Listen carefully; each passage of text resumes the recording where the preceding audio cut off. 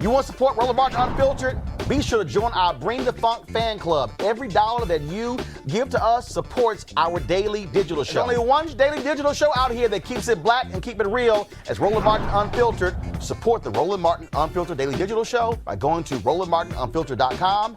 You can make this possible. Folks, Wells Fargo is following through with a pledge in May last year to invest up to $50 million in 6 black-owned banks.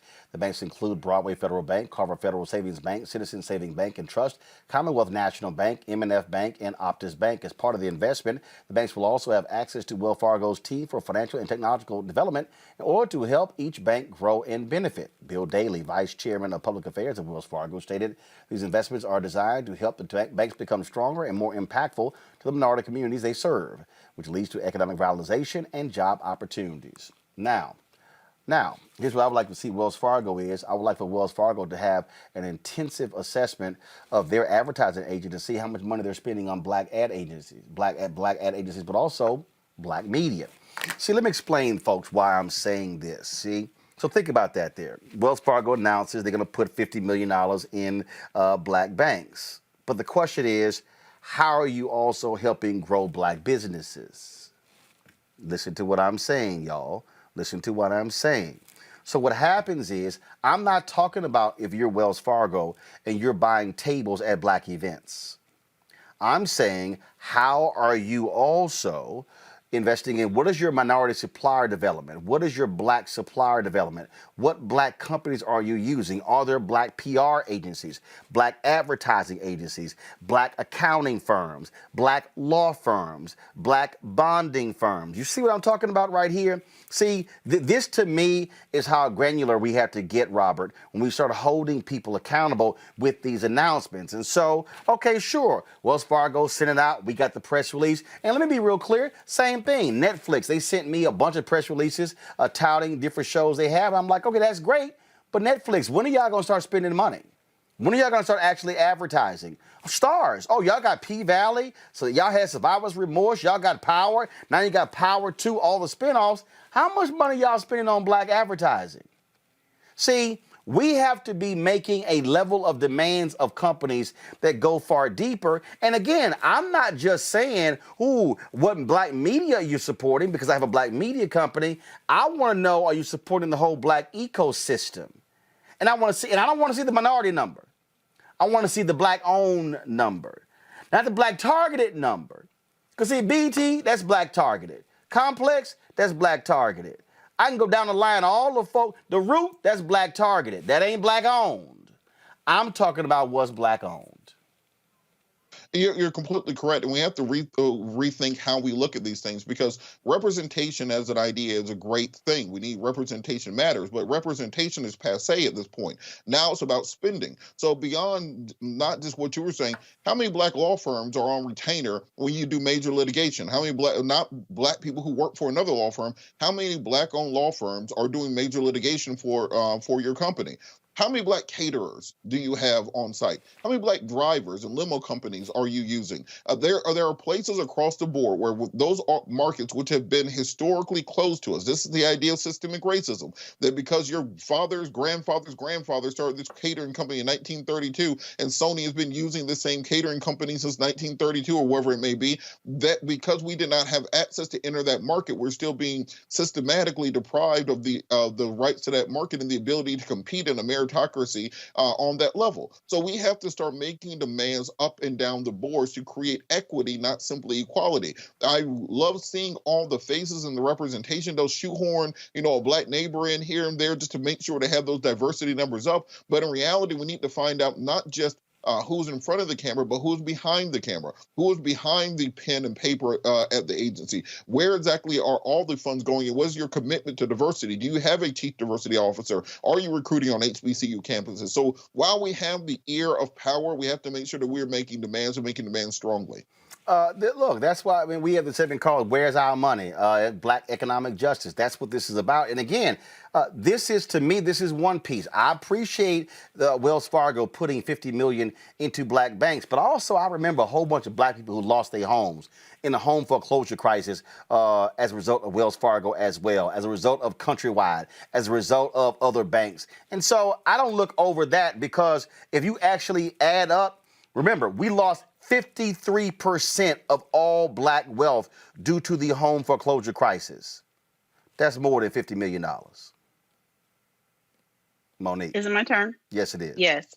I agree with all of that, but I bank at Wells Fargo, just full disclosure, one of my accounts. But I'm still going to say this: I know personally of two vice presidents, prior vice presidents of Wells Fargo, who have left for other operations within the past 70 to 90 days.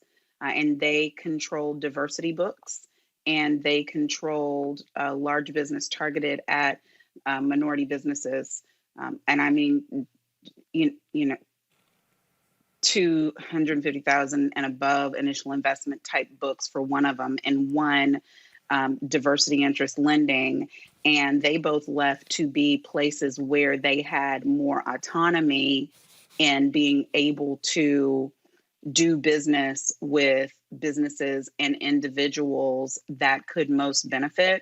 So I just don't think it's a coincidence. So when I looked at what Wells had decided to do, I'm like, is that a part of litigation or what? Maybe I'm jaded, but those are my 2 cents. Mustafa, I'm laying this out because what I'm trying to get African Americans to do is to think vertical and horizontal. See, so again, perfect example. Netflix, they announced that they were going to put $100 million into black banks. Cool. What else? See, that scene from Malcolm X, I'm not satisfied. That's one thing. Okay, but see, I want to know your commitment vertical and horizontal. I'm perfectly cool. Netflix, y'all hired Bazoma as chief marketing officer. Yay. Y'all gave a content deal to the Obamas. Yay. Y'all gave the richest content deal to Shonda Rhimes. Yay. There's some other black people who have gotten content deals. Yay. But I'm going deeper. To Robert's point, I want to know, are you saying on all of the productions, who got the limo contract? Who got the catering contract?